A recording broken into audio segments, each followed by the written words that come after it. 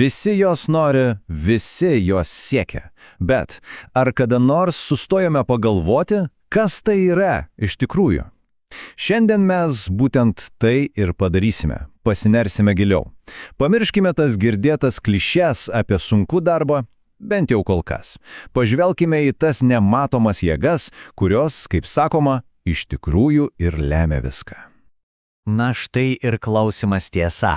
Tikras galvosūkis. Turbūt kiekvienas pažįstame tokių žmonių, kuriems atrodo viskas sekasi be jokių pastangų. Tiesiog plaukia pasroviai. O kiti aria, stengiasi, bet nuolat atsimuša į sieną. Kodėl taip yra? Atsakymas pasirodo gali slėptis visai ne ten, kur mes ieškome. Ne išorėje, o viduje. Taigi, pradedam. Iš tikrųjų yra du būdai žiūrėti į sėkmę. Pirmas tas, kurį visi matome. Tai veiksmai, darbai, rezultatai, viskas, ką galima pamatuoti. Ir yra antras būdas, kur kas gilesnis. Tai vidinė būsena. Kas vyksta mūsų viduje, kokios mintis, kokia energija. Ir kaip toj pamatysime, būtent čia, toje nematomoje dalyje ir slypi visas raktas.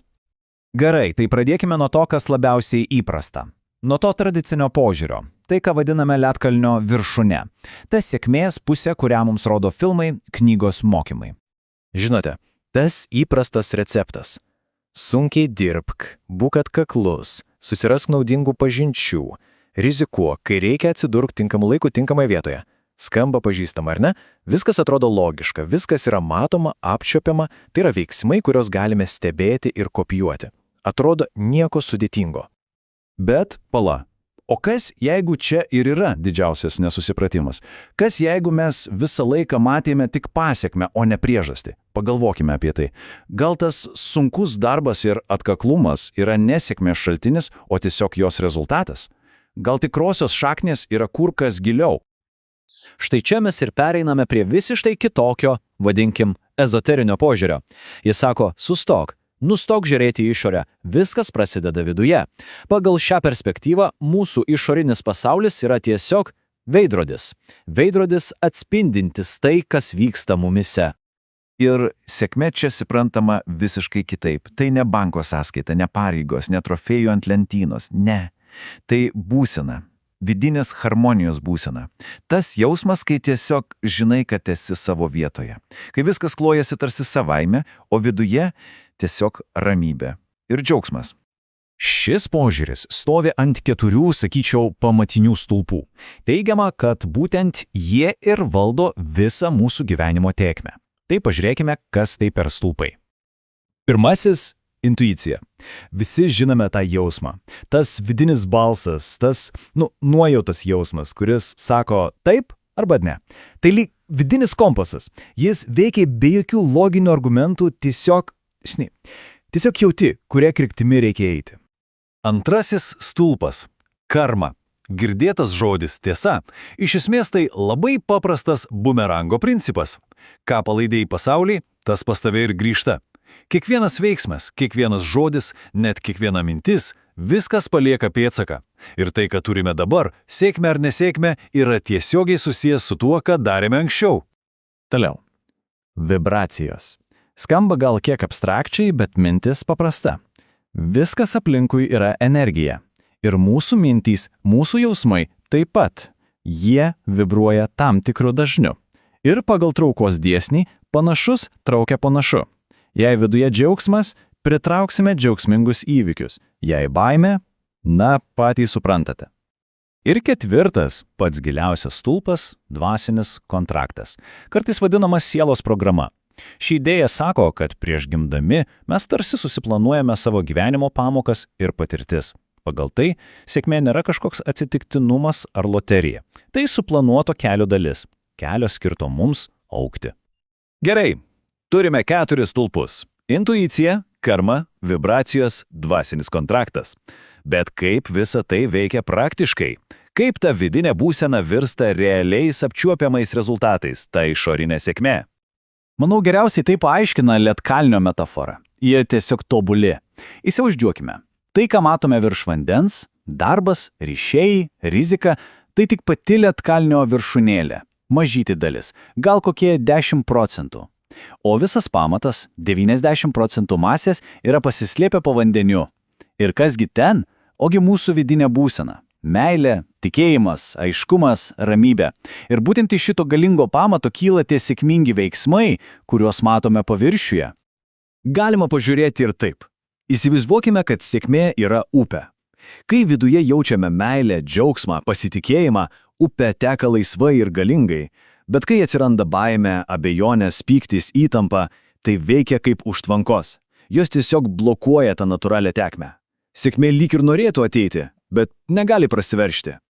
Čia į žaidimą įeina ir toks dalykas kaip aura. Tai mūsų asmeninis energijos laukas. Galima jį įsivaizduoti kaip nematomą apsauginį skydą. Kai mūsų vidinė būsena yra gera, pozityvi, tas skydas yra stiprus, tvirtas. Jis apsaugo nuo visokių negatyvių poveikių iš išorės, bet kai jaučiamės blogai, esame prislėgti, skydas silpnėja, tampa pažeidžiamas. Būtent todėl energetinės praktikos, auros stiprinimas yra tokie svarbus siekiant vidinės harmonijos. Ir kasgi nutinka, kai nukrypstame nuo savo tikrojo kelio? Na, gyvenimas yra protingas. Jis pradeda siųsti signalus. Lygos, nesėkmės, problemos santykiuose. Tai nėra bausmės, kaip gali atrodyti. Tai labiau panašu į GPS navigacijos pranešimą, perskaičiuojamas maršrutas. Apsisukite, kaip bus galimybė. Tai ženklai, kurie švelniai, o kartais ir netaik švelniai, bando mūsų grąžinti atgal į harmoniją su savim. Gerai, teorija skamba įdomiai, gal net įtikinamai. Bet kyla natūralus klausimas, ką daryti? Kokie tie praktiniai žingsniai? Kaipgi sukurti tą vidinę būseną, kuri pati natūraliai pritrauktų sėkmę? Pasirodo, kelias susideda iš kelių esminių žingsnių. Pirmiausia ir tai svarbiausia – pakeisti fokusą. Nustoti vaikyti sėkmės ten, išorėje ir pradėti ją kurti čia, viduje. Antra – sąmoningai dirbti su savo energija.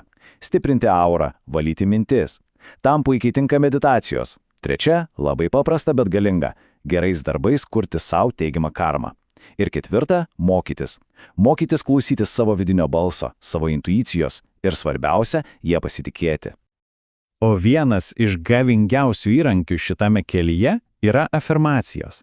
Tai tarsi sąmoningas savo proto perprogramavimas. Pažiūrėkime į kelis pavyzdžius. Štai pirmasis. Įsivaizduokime, jei šios žodžius kartotume kiekvieną dieną. Pamažu, bet užtikrintai, mūsų vidinės nuostatos pradėtų keistis. Štai dar viena. Ji moko pasitikėti pačiu gyvenimu, pačia tėkme, moko paleisti tą nuolatinį poreikį viską kontroliuoti, tą įtampą. Ir tiesiog leisti sėkmei ateiti, natūraliai, harmoningai, be streso ir kovos. Ir trečioji, ji kalba apie gyvenimo priėmimą, su visais jo iššūkiais. Kai nustojame matyti problemas ir pradedame matyti pamokas ir galimybės, viskas keičiasi. Kai tampame gyvenimo partneriais, o ne kovotojais su juo, sėkmė tampa nebe tikslu, o tiesiog ištikima kelionės palydovė. Taigi, pabaigai vienas klausimas, kurį verta parsinešti su savim. Tai kas vis dėlto yra sėkmė? Ar tai yra kažkas, ką reikia pagauti ir turėti, o gal tai yra kažkas, kuo reikia tapti? Šiandienos įžvalgomis dalinamės remdamiesi pokalbį su žmogumi, kuris šioje srityje dirba jau 25 metus, karmos meistro ir reiki mokytoju Virginijumi Mokslui. O tiems, kurie norėtų ne tik klausytis, bet ir patirti tai praktiškai, Virginijus siūlo asmeninės energetinės ar karminės diagnostikas, reiki seansus ir mokymus. Na, o daugiau gerų idėjų ir patarimų visada galima rasti portale Motyvatorius talka. Ačiū už skirtą laiką ir iki kitų kartų.